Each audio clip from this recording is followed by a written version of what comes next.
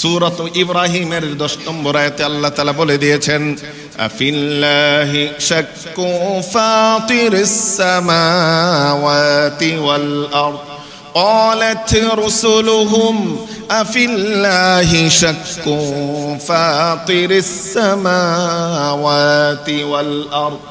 রাসূলুল্লাহ তাদের উম্মতদেরকে বলেছেন, তোমাদের কি সেই আল্লাহর প্রতি কোনো সন্দেহ আছে যিনি এই আসমান জমিন সৃষ্টি করেছেন? বলি আল্লাহু আকবার।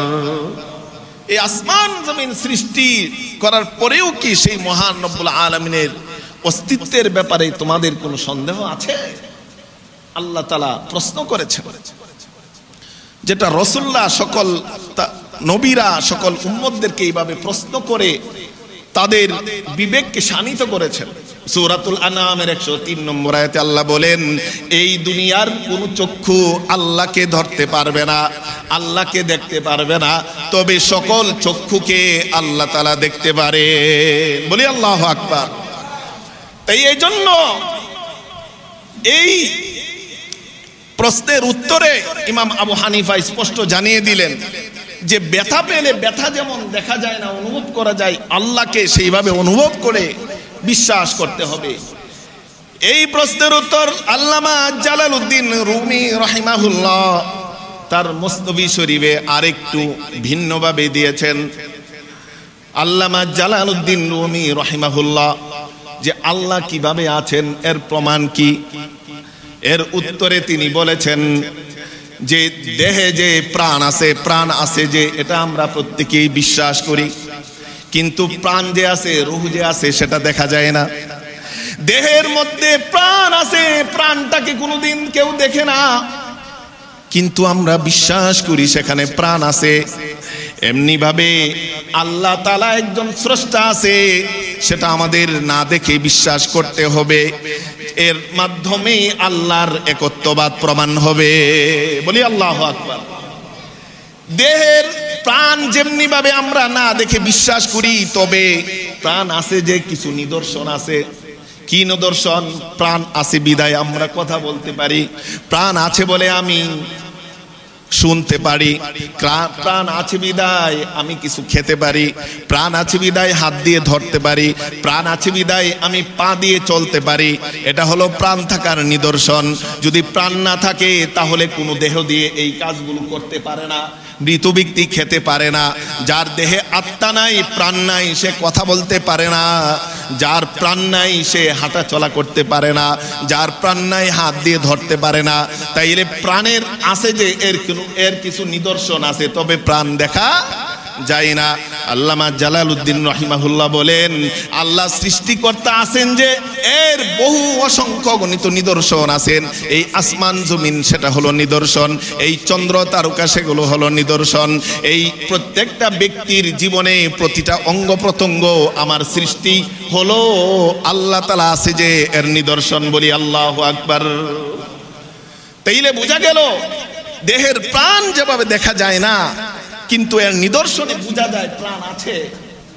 আল্লাহ তাআলা একজন আছেন, ওনাকেও চর্ম চোখে দেখা যাবে না, তবে এর কিছু নিদর্শন আল্লাহ দিয়েছেন। এই নিদর্শন দিয়ে বুঝতে হবে আল্লাহ একজন আছেন। বলি আল্লাহু আকবার। এই ইমাম আবু হানিফা রাহিমাহুল্লাহকে আরেকটি প্রশ্ন করা হলো, আচ্ছা বলেন তো আল্লাহর আগে কে ছিলেন? আল্লাহর আগে কে ছিলেন? ইমাম আবু হানিফা বললেন, তোমাদের মধ্যে কেউ ম্যাথমেটিক্সে ভালো আছো কিনা, গণিত ভালো পারো আছো কিনা? বলে আসি। আসো, তাইলে তুমি জীবনভর তুমি 1 2 3 4 5 এভাবে পড়ে গেছো। 1 2 3 4 5 পড়তে পড়তে কোনোদিন তুমি শেষ করতে পারবা না। 100 1000 1 লক্ষ 1 কোটি 1 মিলিয়ন 1 বিলিয়ন 1 ট্রিলিয়ন এভাবে যাইতেই থাকবে, শেষ হবে না। তার মানে আল্লাহ তাআলার অস্তিত্ব কোনোদিন শেষ হবে না। আল্লাহ শেষ, আল্লাহর পরে আর কিছু নাই। ঠিক আছে, আল্লাহ শেষ প্রমাণ করলাম। আল্লাহর আগে কে ছিল এর কি প্রমাণ শুনতে চায়? তখন ইমাম আবু হানিফা রাহিমাহুল্লাহ বললেন, ঠিক আছে, তুমি 10 থেকে একটু উল্টা গুনতে থাকো। 10 9 8 7 6 5 4 3 2 1 বলে একের পরে কি, একের পরে কি? বলে একের পরে কিছু নাই, তবে যেহেতু একের পরে আর কিছু নাই, উল্টাই, তাই আল্লাহর আগেও কিছুই নাই। বলি আল্লাহু আকবার।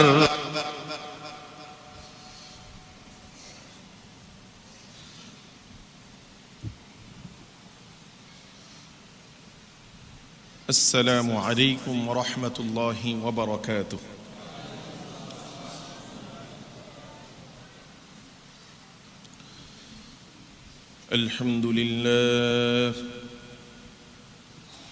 আলহামদুলিল্লাহি ওয়া কাফা ওয়া সালামুন আলা ইবাদিহিল্লাযীনা ইসতাফা।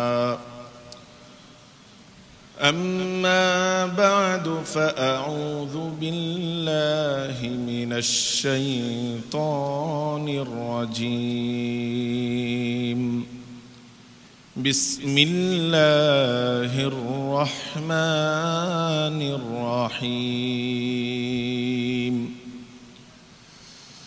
أم خلقوا من غير شيء أم هم الخالقون.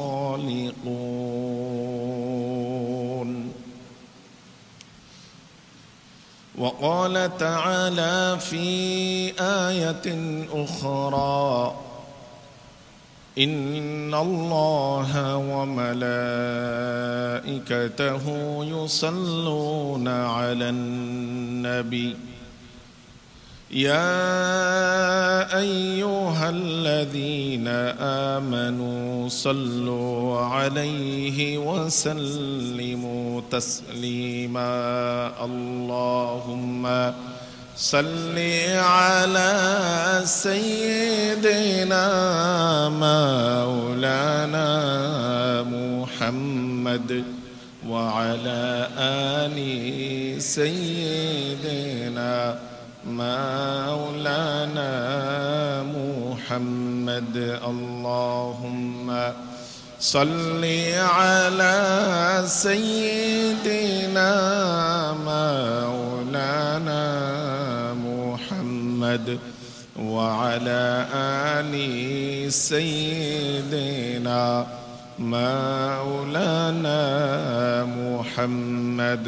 اللهم صل على محمد وعلى آل محمد كما صليت على إبراهيم وعلى آل إبراهيم إنك حميد مجيد. اللهم بارك على محمد وعلى آل محمد كما باركت على إبراهيم وعلى آل إبراهيم إنك حميد مجيد. اللهم صل وسلم وبارك عليه. উপস্থিত সম্মানিত মুসল্লিয়ানে কেরাম, মুরব্বিয়ানে আইজাম, মহান রাব্বে কারিমের দরবারে অসংখ্য গণিত শুকরিয়ার কৃতজ্ঞতা জ্ঞাপন করছি, যে রব্বুল আলামিন আমাদেরকে নির্বাচন করে বাছাই করে আল্লাহর বিশেষ রহমতে আচ্ছাদিত করে পৃথিবীর সর্বোৎকৃষ্ট স্থানে আসার বসার তৌফিকটুকু দিয়েছেন। সেজন্য মনের গহীন থেকে মন উজাড় করে কালিমাতুশ শুকর একবার পড়ি আলহামদুলিল্লাহ। সম্মানিত উপস্থিতি, আমরা সকলেই অবগত আছি যে আমরা মুহররম মাসের শেষ জুমাতে আমরা উপনীত হয়েছি। তো এই মুহররম মাস শুরু হওয়ার আগে আমরা আলোচনা শুরু করেছিলাম ঈমান নিয়ে, ঈমানের উপকারিতা, ঈমানের পরিচয়, ঈমানের লাভ। এবং আমরা বলেছিলাম যে ইনশাআল্লাহ মুহররম মাসের সংশ্লিষ্ট আলোচনা শেষ হওয়ার পরে আমরা আবারও ঈমানের আলোচনায় ফিরে যাব। তো সেই ঈমানের আলোচনা আজকে ইনশাআল্লাহ করব। আমরা প্রত্যেকেই জানি ঈমানের পিলার হলো ৬টি। কয়টি? ঈমানের স্তম্ভ হলো ৬টি। একটি হলো আল ঈমান বিল্লাহ, আল্লাহর প্রতি ঈমান। দ্বিতীয়টি হলো আল ঈমান বিল মালাইকা, ফেরেশতাদের প্রতি ঈমান। 3 নম্বর হলো আল ঈমান বিল কুতুব, আসমানি কিতাবের উপর ঈমান। 4 নম্বর হলো আল ঈমান বির রাসূল, আল্লাহর প্রেরিত রাসূলদের প্রতি ঈমান। 5 নম্বর হলো আল ঈমান বিল ইয়াউমিল আখির, আখিরাত দিবস, মৃত্যুর পরে পুনরুত্থান দিবস, কিয়ামত দিবস, প্রতিদান দিবসের প্রতি ঈমান। 6টা হলো তাকদীরের ভালো মন্দর উপর বিশ্বাস, তাকদীরের ভালো মন্দের প্রতি ঈমান। এই 6টি পিলারের মধ্যে প্রথম যে পিলার আল ঈমান বিল্লাহ, আল্লাহর প্রতি বিশ্বাস। তো মহান রব্বুল আলামিনের প্রতি বিশ্বাস বলতে আমরা কি বুঝি? প্রথমেই যদি আমরা একটু চিন্তা করি যে আল্লাহর প্রতি বিশ্বাসের আগে মহান রব্বুল আলামিনের পরিচয় জানা আমাদের জরুরি। কারণ যে যাকে জানে, যে যাকে চিনে, সে তাকে মানে, মান্য করে, সে তার হুকুম আহকাম প্রতিপালন করে, তার আদেশ সে পালন করে। আর যে যাকে চিনে না, যে যাকে জানে না, সে তার হুকুম পালন করে না। এজন্য রব্বুল আলামিনের পরিচয় জানা আমাদের জন্য অত্যন্ত জরুরি। রব্বুল আলামিনের কি পরিচয়, তার পরিচয় কিভাবে পাওয়া যায়, তার কি বরত্ব, তার কি গুণাবলী, সেই আলোচনা ইনশাআল্লাহ আমরা ধীরে ধীরে শুনবো। তো আজকে যে আলোচনা আমরা শুনবো আল্লাহ তাআলার ইচ্ছায়, যে আল্লাহর প্রতি বিশ্বাসের 4টি মৌলিক বিষয় আছে। কয়টি বিষয়? 4টি মৌলিক বিষয়। 1 নম্বর হলো আল ঈমান বিজ্জাত, আল্লাহ তাআলার সত্তাগত ঈমান, অর্থাৎ আল্লাহর সত্তার উপরে ঈমান, আল্লাহর অস্তিত্বের উপরে ঈমান। অর্থাৎ আল্লাহ কি আছেন কি নাই, এই বিষয়ের উপরে ঈমান। অবশ্যই আল্লাহ তাআলা আছেন। 2 নম্বর হলো আল্লাহ তাআলা যেহেতু আছেন, তার রুবুবিয়তের উপর ঈমান, তার ক্ষমতা, তার কুদরতের উপর ঈমান। 3 নম্বর হলো আল ঈমান বি উলুহিয়াতিহি ওয়া তাওহীদ বি উলুহিয়াতিহি, আল্লাহ তাআলাকে এক রব জানা। 3 নম্বর হলো এক ইলাহ জানা, আল্লাহই একমাত্র উপাস্য, ইবাদত পাওয়ার উপযোগ্য, এটার প্রতি ঈমান। 4 নম্বর হলো যে আল্লাহর আমি ইবাদত করব, সে মহান রব্বুল আলামিনের গুণাবলী সিফাত এর প্রতি ঈমান। তো এই 4টি শিরোনামে ইনশাআল্লাহ আল ঈমান বিল্লাহ, আল্লাহর প্রতি ঈমান সম্পর্কে আমরা জানার চেষ্টা করব। তো আমরা শুরু করব আল ঈমান বিজ্জাত, আল্লাহ তাআলার অস্তিত্বের প্রতি ঈমান, সেটা কিভাবে, সেই সংশ্লিষ্ট আলোচনা দিয়ে আমরা শুরু করব ইনশাআল্লাহ। প্রথমেই যদি আমরা চিন্তা করি যে আল্লাহ তাআলা অস্তিত্ব আছে কিনা, তো তার উত্তর আমরা পেয়ে যাই যে আল্লাহর অস্তিত্বের প্রমাণ আমাদের প্রত্যেকের বিবেক, এবং এটা ফিতরি বিষয়। প্রাকৃতিকভাবে আল্লাহ তাআলা আমাদের হৃদয়ে, আমাদের অন্তরে আল্লাহর অস্তিত্বের প্রমাণ ঢেলে দিয়েছেন। এজন্যই প্রিয় নবী সাল্লাল্লাহু আলাইহি ওয়াসাল্লাম বুখারী শরীফের 1385 নম্বর হাদিসে বলেছেন, আবু হুরায়রা রাদিয়াল্লাহু তাআলা আনহু থেকে বর্ণিত হাদিস, সেই হাদিসে বলেছেন, কুল্লু মাউলুদিন ইউলাদু আলাল ফিতরাহ, প্রত্যেক শিশু যা জন্মগ্রহণ করে প্রত্যেকে আল্লাহর অস্তিত্বের উপর জন্মগ্রহণ করে, আল্লাহর অস্তিত্বের বিশ্বাস নিয়ে জন্মগ্রহণ করে। এটা তার প্রকৃতি, এটাই তার তবিয়ত, এটাই তার রীতিনীতি, এটাই তার স্বাভাবিক অবস্থা। কেননা প্রত্যেকটা শিশুর হৃদয়ে আল্লাহ তাআলা যে রব, উনি যে সৃষ্টিকর্তা, সেটা আমাদেরকে সৃষ্টি করার আগে, আদম আলাইহিস সালাতু ওয়াস সালামকে সৃষ্টি করার আগেই 2000 বছর পূর্বেই আমাদের প্রত্যেকের অন্তরে সেটা ঢেলে দিয়েছেন। বলে সুবহানাল্লাহ। এই জন্য আল্লাহর অস্তিত্বকে স্বীকার করা এটা হলো স্বাভাবিক বিষয়।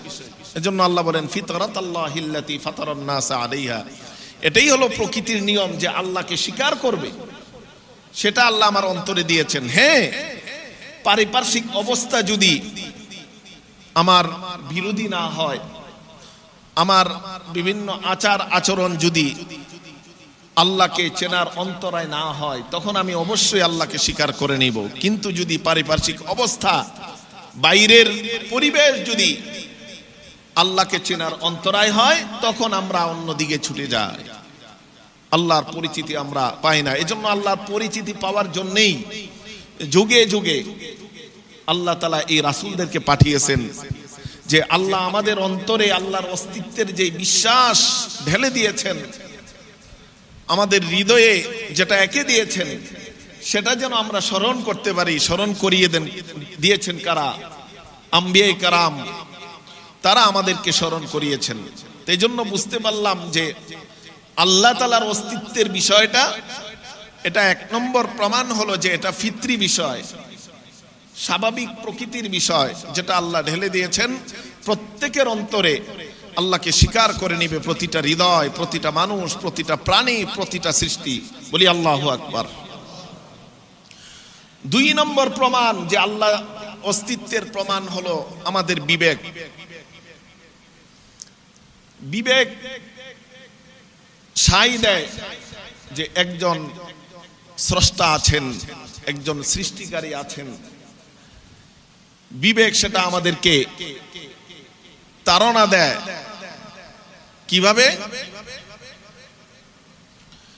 যে বিবেক যখন আমরা চিন্তা করি যে এই আসমান জমিন কি এভাবেই হয়ে গিয়েছে, আসমান জমিন কিভাবে সৃষ্টি হয়েছে, এই চন্দ্র সূর্য তরলতা, এত মহা মহা সৃষ্টি কিভাবে সৃষ্টি হয়েছে, যদি আমরা বিবেকের কাছে প্রশ্ন রাখি, অবশ্যই বিবেক বলে যে না, তার একজন সৃষ্টিকর্তা অবশ্যই আছেন।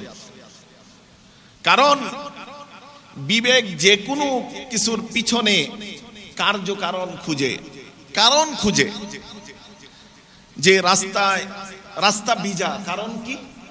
বৃষ্টি হয়েছে। যে ভাই একটু খাবার খান, নাস্তা করেন, যে না ভাই আমার পেট ভরা। পেট ভরা কেন? আমি খাবার খেয়েছি। অর্থাৎ যে কোনো বিষয়ের পিছনে বিবেক কি করে? কার্যকারণ তালাশ করে, কজ তালাশ করে। যে কোনো কিছুর পিছনে কজিলিটি আছে, কার্যকারণ আছে।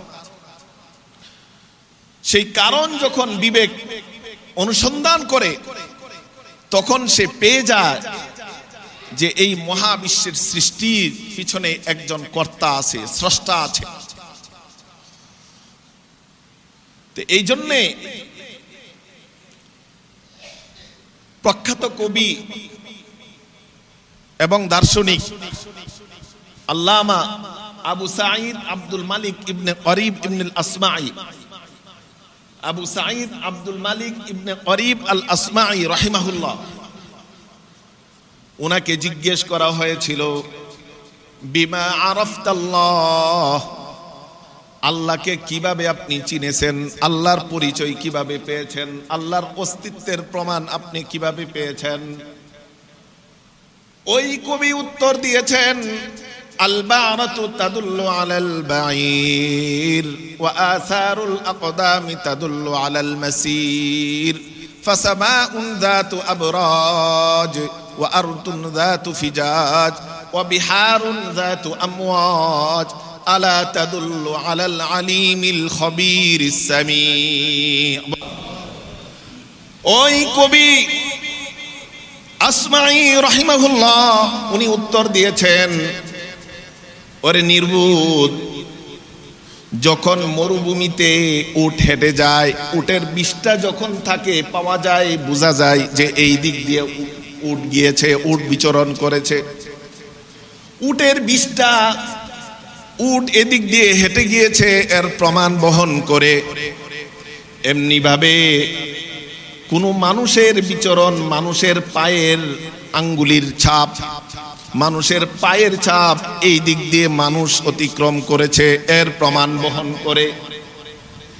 তো সেই 7 আসমান, যেই 7 আসমানকে আল্লাহ স্তরে স্তরে সাজিয়েছেন, সুন্দরভাবে সাজিয়েছেন, এবং যেই জমিনকে আল্লাহ প্রশস্ত করেছেন, যেই সমুদ্রকে আল্লাহ তরঙ্গ সহ সৃষ্টি করেছেন, এত বড় বড় সৃষ্টি কি সেই মহান রব্বুল আলামিনের অস্তিত্বকে প্রমাণ করে না? এত বড় বড় সৃষ্টি কি মহান রব্বুল আলামিনের অস্তিত্বকে প্রমাণ করে না? উট হেঁটে গেলে, উটের বিষটা পাওয়া গেলে বোঝা যায় উট গেল। মানুষ হেঁটে গেলে মানুষের পদাঙ্ক নিদর্শন, পায়ের ছাপ বোঝায় মানুষ এখান দিয়ে হেঁটে গিয়েছে। এত বড় বড় সৃষ্টি কি আল্লাহ তাআলার অস্তিত্বকে প্রমাণ করে না?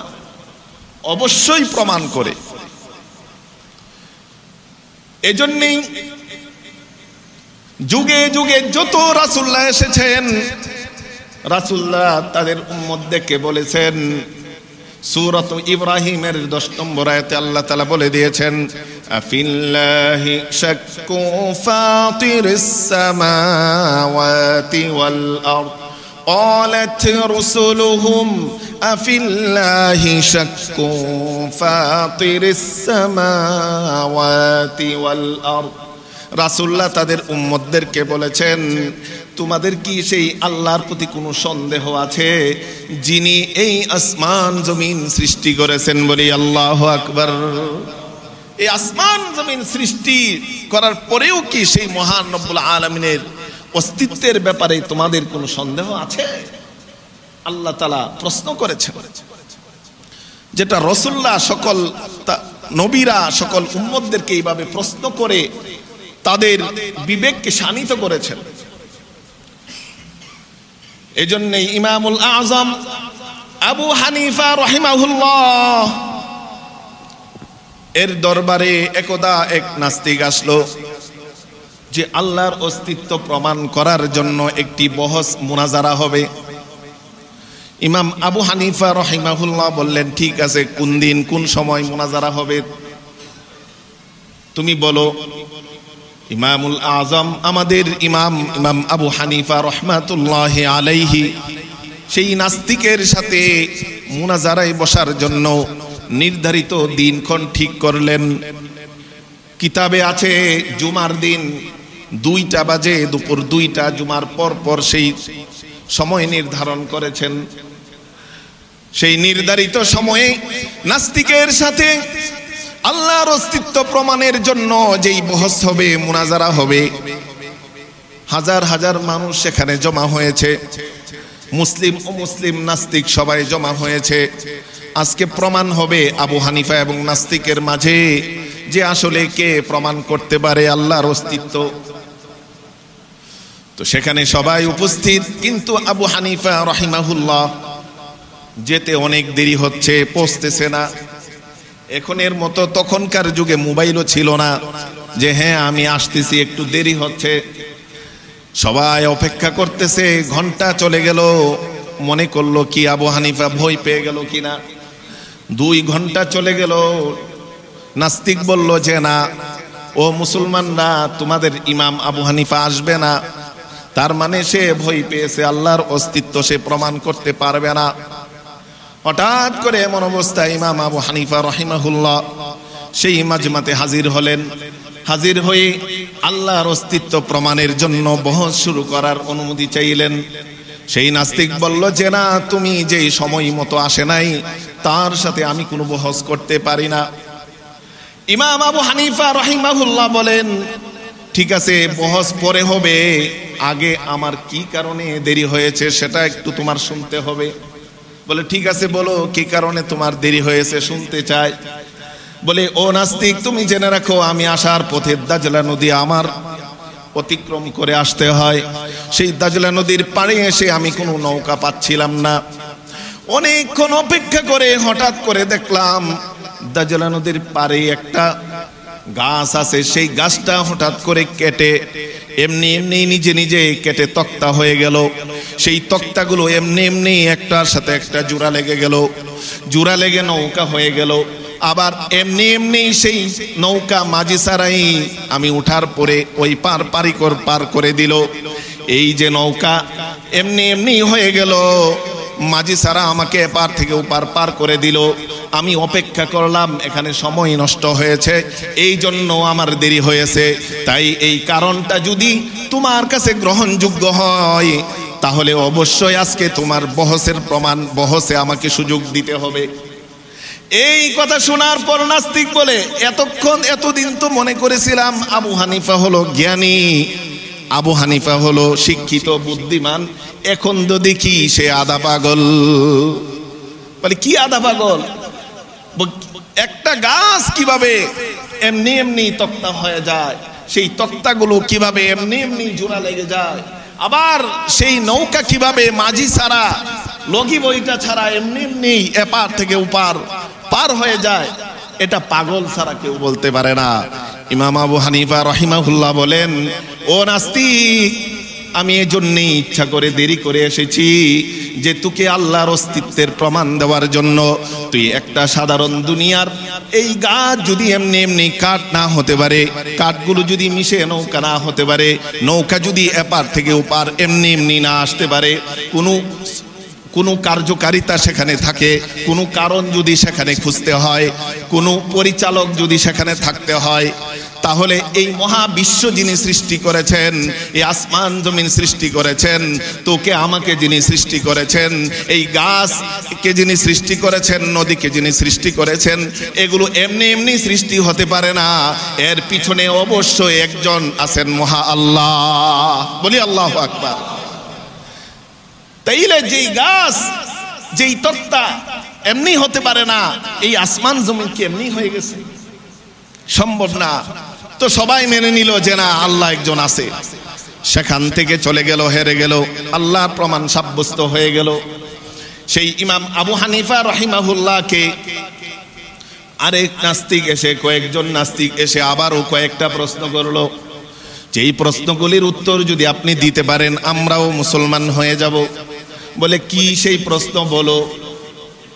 এক নম্বর প্রশ্ন, ঠিক আছে আমরা মানলাম আল্লাহ একজন আছে, সৃষ্টিকর্তা একজন আছে, তবে তাকে তো আমরা কোনোদিন দেখি না, তাকে আমরা কোনোদিন দেখি না, কিভাবে বিশ্বাস করব তিনি একজন আছে? আল্লাহ যে আছে কিভাবে বিশ্বাস করব?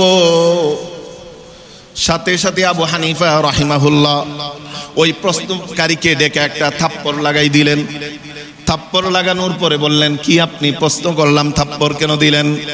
বলে থাপ্পড় দিয়েছি এজন্য। কি হয়েছে, সমস্যা কি? বলে থাপ্পড়ের কারণে আমি ব্যথা পেয়েছি।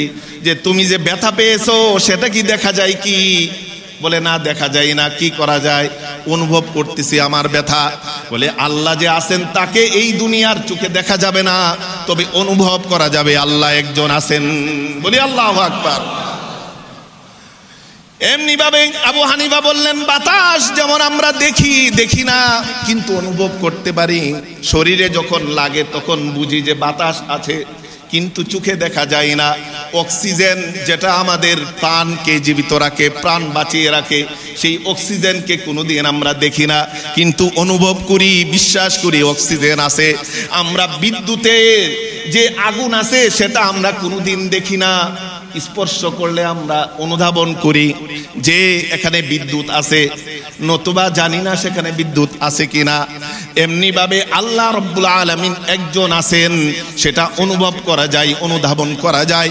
দুনিয়ার চর্মচোখে আল্লাহকে দেখা যাবে না। আল্লাহ তাআলা সূরাতুল আনআমে বলে দিয়েছেন, লা তুদরিকুহুল আবসার ওয়া হুয়া ইউদরিকুল আবসার ওয়া হুয়াল লাতীফুল খাবীর। সূরাতুল আনআমের 103 নম্বর আয়াতে আল্লাহ বলেন, এই দুনিয়ার কোন চক্ষু আল্লাহকে ধরতে পারবে না, আল্লাহকে দেখতে পারবে না, তবে সকল চক্ষুকে আল্লাহ তাআলা দেখতে পারে। বলি আল্লাহু আকবার।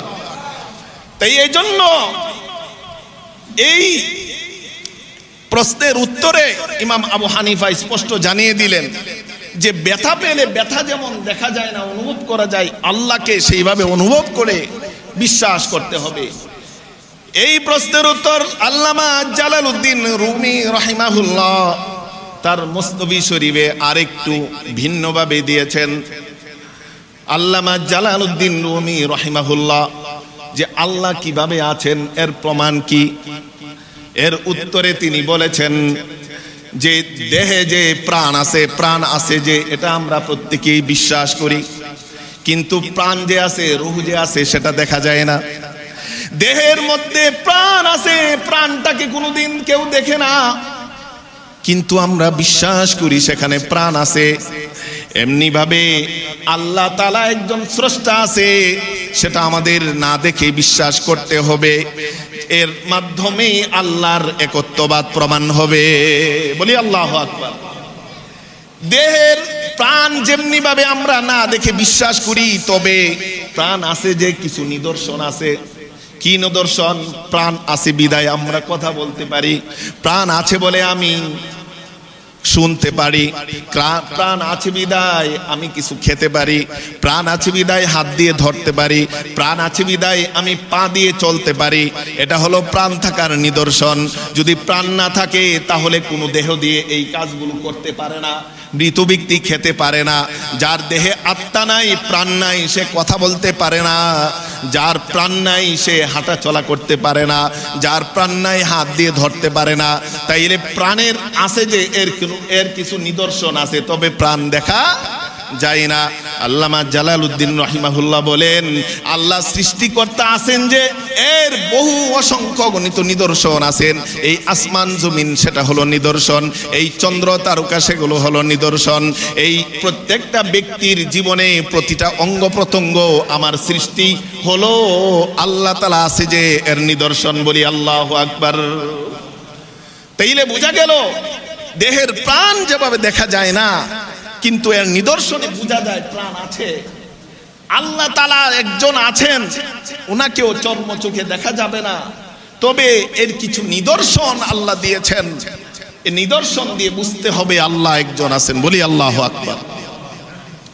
এই ইমাম আবু হানিফা রাহিমাহুল্লাহকে আরেকটি প্রশ্ন করা হলো, আচ্ছা বলেন তো আল্লাহর আগে কে ছিলেন? আল্লাহর আগে কে ছিলেন? ইমাম আবু হানিফা বললেন, তোমাদের মধ্যে কেউ ম্যাথমেটিক্সে ভালো আছো কিনা, গণিত ভালো পারো আছো কিনা? বলে আসি। আসো, তাইলে তুমি জীবনভর তুমি 1 2 3 4 5 এভাবে পড়ে গেছো। 1 2 3 4 5 পড়তে পড়তে কোনোদিন তুমি শেষ করতে পারবা না। 100 1000 1 লক্ষ 1 কোটি 1 মিলিয়ন 1 বিলিয়ন 1 ট্রিলিয়ন এভাবে যাইতেই থাকবে, শেষ হবে না। তার মানে আল্লাহ তাআলার অস্তিত্ব কোনোদিন শেষ হবে না। আল্লাহ শেষ, আল্লাহর পরে আর কিছু নাই। ঠিক আছে, আল্লাহ শেষ প্রমাণ করলাম। আল্লাহর আগে কে ছিল এর কি প্রমাণ শুনতে চায়? তখন ইমাম আবু হানিফা রাহিমাহুল্লাহ বললেন, ঠিক আছে, তুমি 10 থেকে একটু উল্টা গুনতে থাকো। 10 9 8 7 6 5 4 3 2 1। বলে একের পরে কি? একের পরে কি? বলে একের পরে কিছু নাই। তবে যেহেতু একের পরে আর কিছু নাই, উল্টাই, তাই আল্লাহর আগেও কিছুই নাই। বলি আল্লাহু আকবার। আল্লাহ একজনই, একের আগে যেহেতু কিছু নাই, আল্লাহর আগেও কিছুই নাই। আল্লাহ আদি, আল্লাহ অনন্ত। হুয়াল আউয়ালু ওয়াল আখিরু ওয়াল যাহিরু ওয়াল বাতিন। সূরাতু হাদীদের 3 নম্বর আয়াতে আল্লাহ বলে দিয়েছেন, তিনি আদি, তিনি অনন্ত, তিনি সর্বপ্রথম, উনি সর্বশেষ। তার আগেও কেউ নাই, তারপরেও কেউ নাই। উনি প্রকাশ্য, উনি গোপন। তাই সেই আল্লাহ রব্বুল আলামিনের আগেও কেউ ছিল না, পরেও কেউ থাকবে না। বলি আল্লাহু আকবার। ইমাম আবু হানিফা রাহিমাহুল্লাহকে আরেকটি প্রশ্ন করা হলো, তাইলে বলেন প্রিয় নবী, আপনি যারা নবী বলেন, এই নবীকে আল্লাহ তাআলা কিভাবে মেরাজ ঘটিয়েছেন? আসমানের কোন দরজা দিয়ে মেরাজ ঘটিয়েছেন? তখন ইমাম আবু হানিফা আযম রাহিমাহুল্লাহ বললেন, ঠিক আছে, একটা ডিম আনো। ডিম আনার পরে বলল, এই ডিম থেকে মুরগির বাচ্চা হয়, তোমরা সকলেই জানো। একটু বলো এই ডিমের বাচ্চার কোন দরজা দিয়ে বাচ্চা, এই ডিম থেকে বাচ্চাটা বের হয়? বলি আল্লাহু আকবার। হিকমত, এই ডিমের কোন দরজা দিয়ে বাচ্চা বের হয়? বলে না, এটা তো কোনো দরজা নাই। যখন বাচ্চা ভিতরে আসে, বাচ্চা যখন পুক্ত হয়, বাচ্চার যখন নির্ধারিত বয়স হয়, আল্লাহ তাআলা মুরগির ভেতরে এমন অনুভূতি সৃষ্টি করে দেন, তখন মুরগি ঠুকর দিয়ে ওই ডিমের উপরে অংশটাকে ভেঙে দেয়, তখন সেই বাচ্চাটা বের হয়। তখন ইমাম আবু হানিফা বলেন, যেই আল্লাহ তাআলা, যেই মহানিয়ন্ত্রক মুরগির জেহেনে, মুরগির ভিতরে এই অনুভূতি দান করেন যে কখন বাচ্চার ডিমটা ভাঙতে হবে, একদিন আগে ভাঙলে সেই ডিমের মুরগির বাচ্চা কি হবে না, পরিপূর্ণ বয়স হবে না, আবার একদিন পরেও যদি ভাঙে ডিমের সেই মুরগির বাচ্চা মারা যেতে পারে। যেই আল্লাহ তাআলা মুরগির ভিতরে সেই অনুভূতি দান করে দেন, যেই স্রষ্টা অনুভূতি দেন এবং তার নির্দেশেই এই মুরগি তার দরজাকে ভেঙে দেন, দরজা তৈরি করে দেন, তার সেটাই প্রমাণ করে আল্লাহ একজন আছেন। বলি আল্লাহু আকবার। তাই এই আসমানের যে দরজা, কোনো দরজা নাই, আল্লাহর প্রয়োজন যখন হয়েছে প্রিয় নবীকে নিয়ে আল্লাহ তাআলা এই মুরগির ডিমের যেই আকৃতি, এইভাবে আল্লাহ দরজা তৈরি করে বিশেষভাবে আল্লাহ সেখানে নিয়েছেন। বলি আল্লাহু আকবার। আরেকটি প্রশ্ন করেছেন, আচ্ছা বলেন তো আল্লাহ তাআলা কোন দিকে তাকিয়ে থাকেন? কারণ সে মনে করেছে মানুষ সামনে তাকালে পিছনে দেখতে পায় না, নিচে দেখতে পায় না, উপরে দেখতে পায় না। তো আল্লাহ তাআলা কোন দিকে তাকিয়ে থাকেন, কোন দিকে তাকিয়ে আছেন? ইমাম আবু হানিফা রহিমাহুল্লাহ হিকমতের সাথে বললেন, ঠিক আছে, একটা বাতি আনো, একটা মোম আনো, আর একটা ম্যাচ আনো, লাইট আনো। সেই আগুন জ্বালিয়ে বলল, দেখো আগুনটা কোন দিকে তাকিয়ে আছে? বলে আগুন তো চতুর্দিকে তাকিয়ে আছে। তো আমার রব্বুল আলামিন সকল দিকেই সব সময় পর্যবেক্ষণ করেন, সব দিকেই সব সময় তাকিয়ে থাকেন। বলি আল্লাহু আকবার। আল্লাহর অস্তিত্বের প্রমাণ হিসেবে ইমাম আজমের পরে আরো যারা ইমাম আছেন, ইমাম মালিক রাহিমাহুল্লাহকে বলা হলো, ও ইমাম মালিক রাহিমাহুল্লাহ, আল্লাহ প্রমাণ কি? আল্লাহর অস্তিত্বের প্রমাণ আপনি কি হিসেবে, কোন নিদর্শনের মাধ্যমে আপনি প্রমাণ করবেন? ইমাম মালিক রাহিমাহুল্লাহ বললেন যে আল্লাহ তাআলার একই আদম থেকে, একজন বাবা থেকে হাজার ধরনের মানুষ আল্লাহ সৃষ্টি করেছেন, হাজারো রঙের মানুষ সৃষ্টি করেছেন, হাজারো ভাষার মানুষ সৃষ্টি করেছেন। এই যে আল্লাহর সৃষ্টির এই বৈচিত্র্যই প্রমাণ করেন যে এই মানুষ এমনি এমনি সৃষ্টি হতে পারে না, অবশ্যই একজন পরিকল্পনা করে সৃষ্টি করেছেন। বলি আল্লাহু আকবার। এটাই আল্লাহ তাআলা সূরাতুর রুমের 22 নম্বর আয়াতে আল্লাহ নিজে বলে দিয়েছেন, ওয়া মিন আয়াতিহি খালকুস সামাওয়াতি ওয়াল আরদি ওয়া ইখতিলাফু আলসিনাতিকুম ওয়া আলওয়ানিকুম ইন্না ফি যালিকা লাআয়াতিন লিল আলিমিন। ও দুনিয়ার মানুষেরা, একটু কি চিন্তা করো না? তোমাদের জন্য নিদর্শন আছে সেই আসমান জমিন সৃষ্টির মাঝে, তোমাদের জন্য নিদর্শন আছে তোমাদের ভাষার পরিবর্তনের মাঝে। এই পৃথিবীতে একজন এক ভাষায় জন্মগ্রহণ করে, অন্যজন ভিন্ন ভাষায় কথা বলে। আবার একের এক মায়ের পেটে একজন সাদা হয়, একজন কালো হয়, একজন লম্বা হয়, একজন বেটে হয়, একজন বিভিন্ন মেজাজের হয়। এই যে সৃষ্টির বৈচিত্র্যতা, ভিন্নতা, কোনদিন কি বান্দা তুমি কি চিন্তা করো না? আল্লাহ বলেন, ইন্না ফি যালিকা লাআয়াতিল লিল আলিমিন। যারা বুদ্ধিমান, যারা চিন্তা করে, তাদের জন্য এর মধ্যে আল্লাহর পরিচয় নিহিত আছে। বলি আল্লাহু আকবার। ইমাম শাফিঈ রাহিমাহুল্লাহকে বলা হলো যে আল্লাহর পরিচয় যে আছে আপনি কি দ্বারা প্রমাণ করবেন? ইমাম শাফিঈ রাহিমাহুল্লাহ বললেন, আল্লাহর পরিচয় যদি জানতে চাও তাইলে তোমাকে তুত গাছে যেতে হবে, তুত গাছের কাছে যেতে হবে। তুত গাছ, বলে তুত গাছ কি? সেই তুত গাছ, যেই তুত গাছ সাধারণত রেশম পোকা খায়। ওই তুত গাছ এমন একটা গাছ, যেই গাছ যদি রেশম পোকা খায় সেখান থেকে রেশম বের হয়। এই তুত গাছ যদি হরিণে খায় তাহলে হরিণের মৃগনাভি হয়। এই তুত গাছ যদি গাভী খায়, গরু খায়, সেখান থেকে দুধ বের হয়।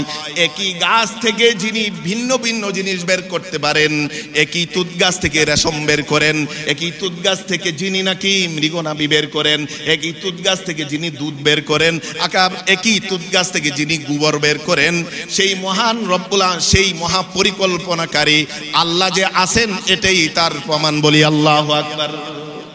একই জিনিসকে ভিন্ন ভিন্ন উপায়ে বের করে দিতে পারেন একজন পরিকল্পনাকারী স্রষ্টা আছেন, এটাই প্রমাণ করে।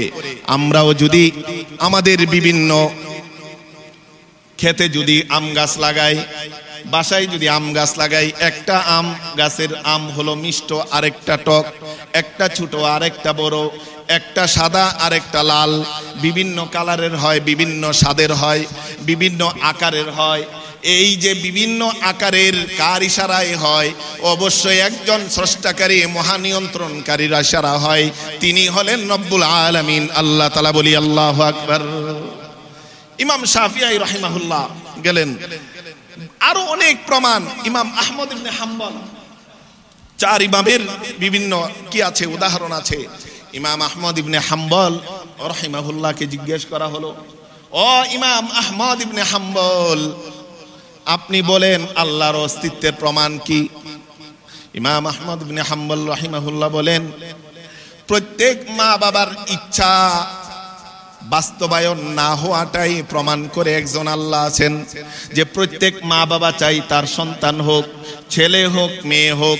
কেউ চাই ছেলে হোক তার শুধু মেয়েই হয়, কেউ চাই মেয়ে হোক তার শুধু ছেলেই হয়, কেউ চাই তিনজন পরে আর না হোক তার হতেই থাকে, আবার কেউ চাই হোক একবারে আল্লাহ বন্ধা করে দেন।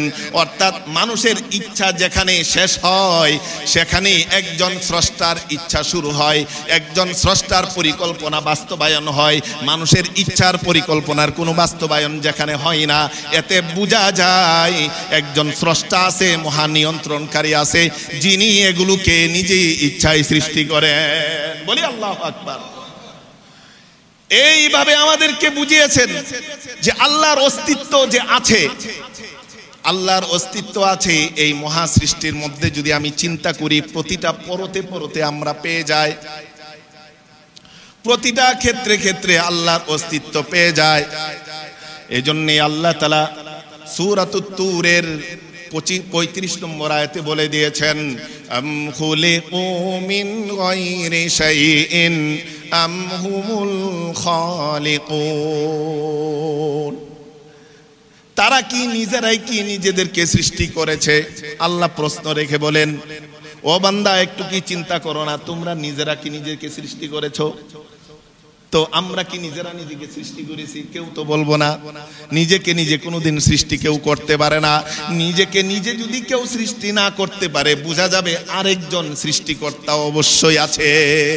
বলি আল্লাহু আকবার।